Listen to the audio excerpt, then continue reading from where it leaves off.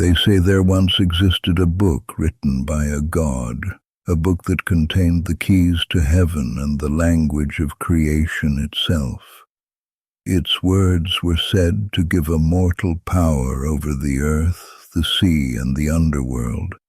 It could call forth the gods, speak to the dead, and read the stars as one reads a scroll. It was called the Book of Thoth.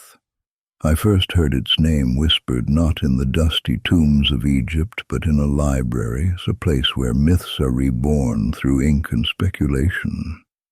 To the Egyptians, Thoth was no mere deity of learning.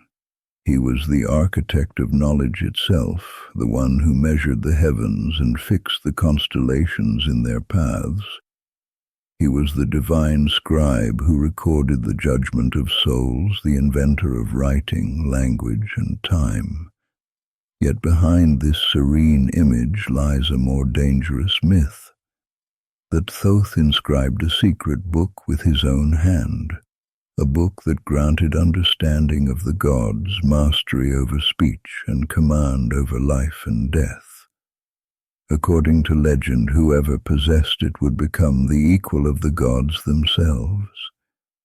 The earliest story of the Book of Thoth does not appear in the sacred temples of Thebes or on the walls of Abydos. It comes instead from a tale preserved in a single surviving papyrus, a legend told around 1000 BCE and later rewritten by Greek scribes who half believed, half feared what it contained.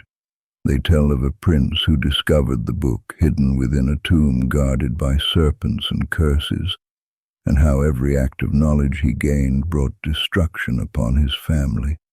This is how the myth begins, not as a triumph of wisdom, but as a caution.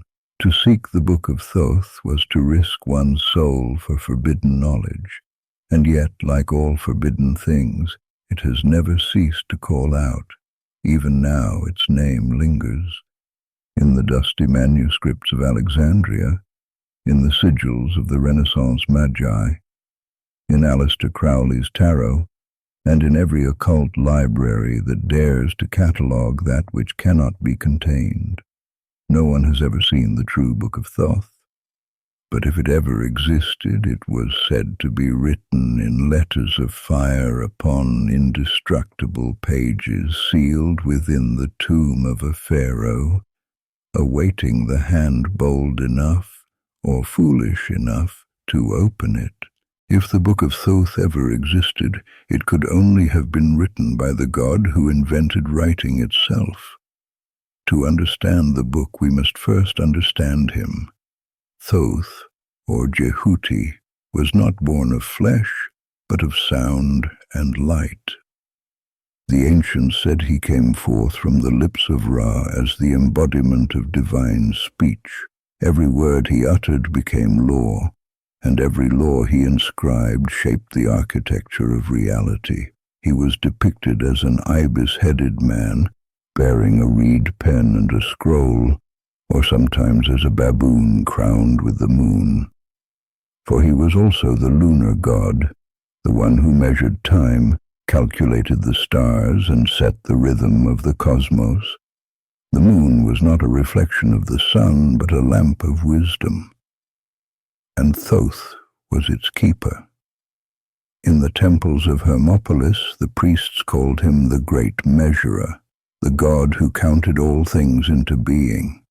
They said the universe itself was written, not spoken, into existence. The stars were the hieroglyphs of heaven, the Nile's flood, a line of divine ink across the desert's parchment.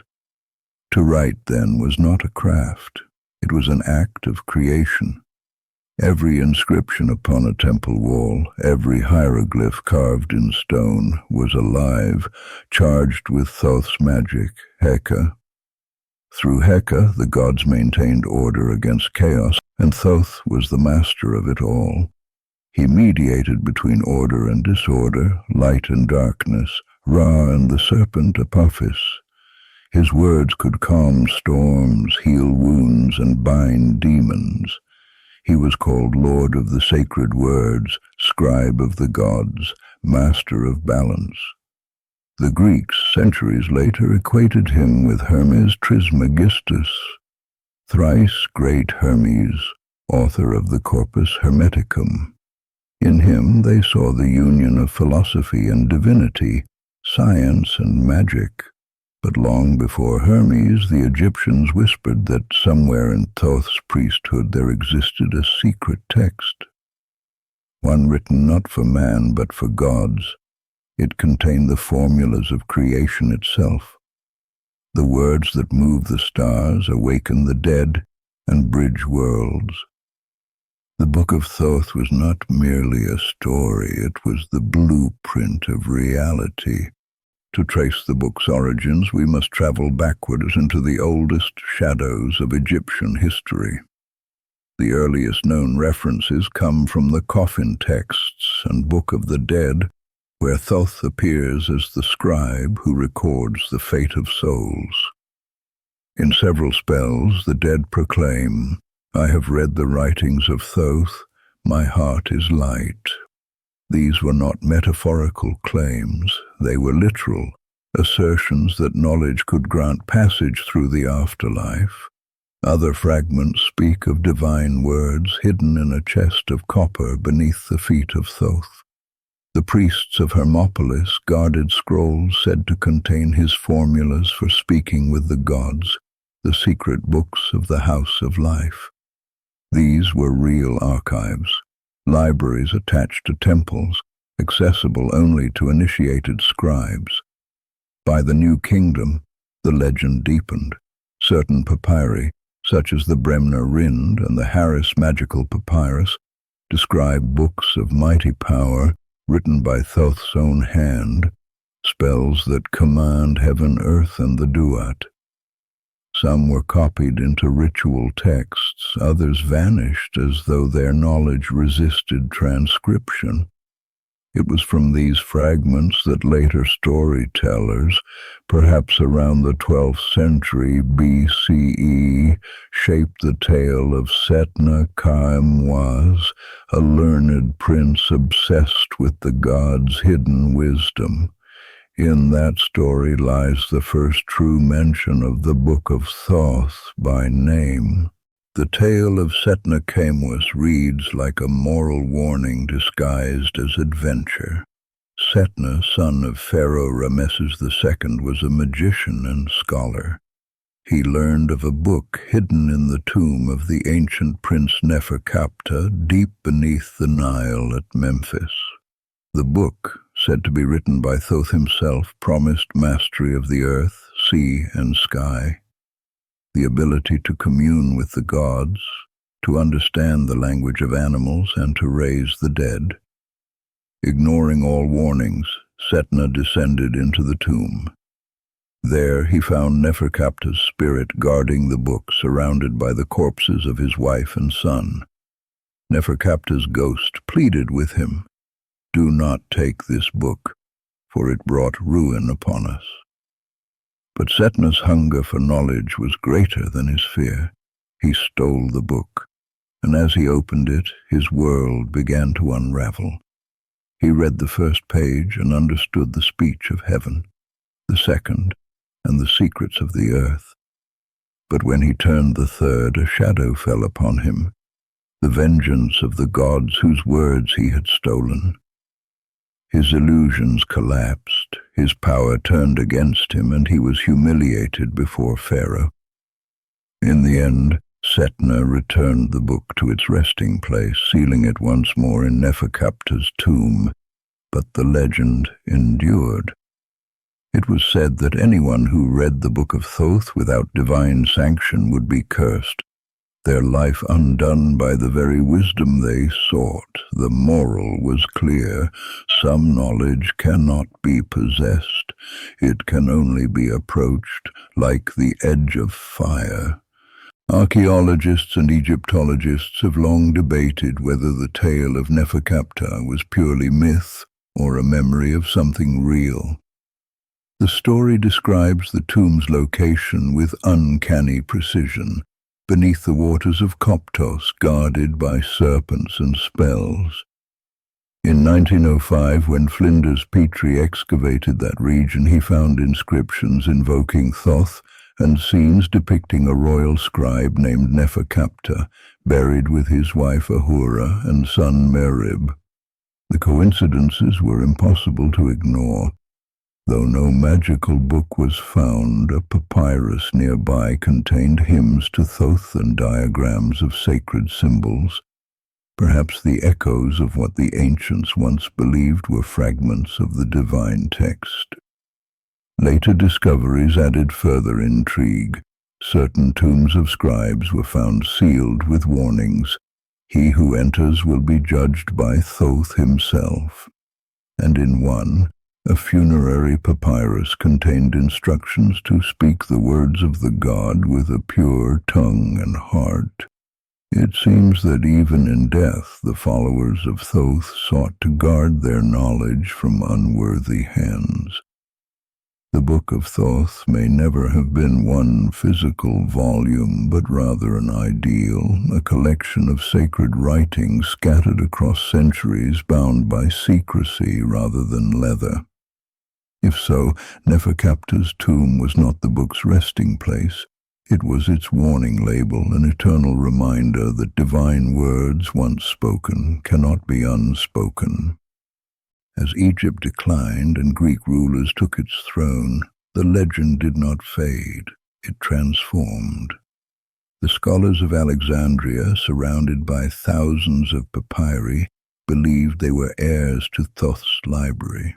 They called him Hermes Trismegistus, the thrice great sage who revealed the secrets of creation through 42 sacred books. These were said to cover every field of divine science: astrology, medicine, alchemy, geometry, philosophy, and magic. The Hermetic corpus, compiled between the 1st century BCE and the 3rd century CE, drew directly from this lineage. In it, Hermes speaks to his student, "All things are full of mind, and the mind of God is Thoth." To read these texts was to glimpse a mirror of the ancient Egyptian ideal, knowledge that united heaven and earth. In the Renaissance, these writings re-emerged in Italy, where magi like Marsilio Ficino and Giordano Bruno believed they had rediscovered the lost wisdom of Egypt. To them, the Book of Thoth was not myth but source, the primordial scripture behind all revelation. Even the alchemists claimed descent from it. Paracelsus, Dee, and Flood all spoke of a book of nature that only the enlightened could read, an echo of the divine manuscript written across the cosmos. Thus, from Egypt to Greece to Europe, the myth evolved. The book became a symbol for the pursuit of divine understanding itself, a reminder that every library is a temple, every page a tablet of Thoth.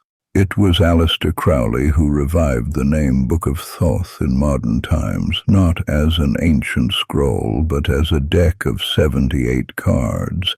To Crowley, the tarot was the true continuation of the Egyptian mystery, a pictorial scripture encoding cosmic law. Working with Lady Frida Harris, he designed a deck that embodied the magical system of Thelema, and in 1944 he published the Book of Thoth, a treatise that declared, "This is the wisdom of the gods, concealed in symbols." Crowley saw in Thoth the perfect archetype of the magician, intellect bound to inspiration, reason illuminated by divine madness. To study the tarot was to re-enter the temple of Thoth, where each card was a doorway to hidden knowledge. Though scholars dismissed Crowley's claims, his symbolism fused ancient myth with modern esotericism. For many, the Book of Thoth ceased to be a physical text and became a living practice. The act of reading the world as if it were divine language. In every ritual, every symbol, every spark of creative insight, Thoth's pen still writes.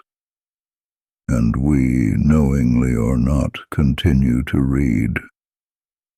So where is the Book of Thoth now? Perhaps buried beneath the sands of Egypt, perhaps dissolved into myth, or perhaps it never existed as ink on papyrus at all. What if the book was always meant to be unreadable, a metaphor for consciousness itself? Every civilization that sought it, Egyptian, Greek, Hermetic, Thelemic, was, in truth, tracing the same pattern, the yearning to know how the universe thinks.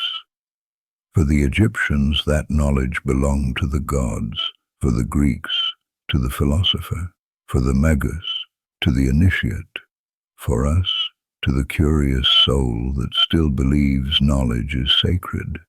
In this sense, the Book of Thoth has never been lost. It writes itself through every human act of discovery, in the equations of science, the poems of visionaries, the maps of stars, and the words you now hear.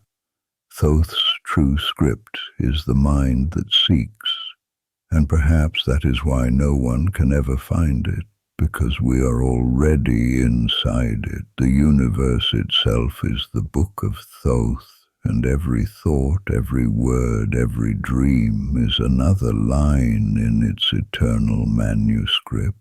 You've been watching the Esoteric Unveiled, exploring hidden orders, forgotten truths, and forbidden knowledge. Like and subscribe.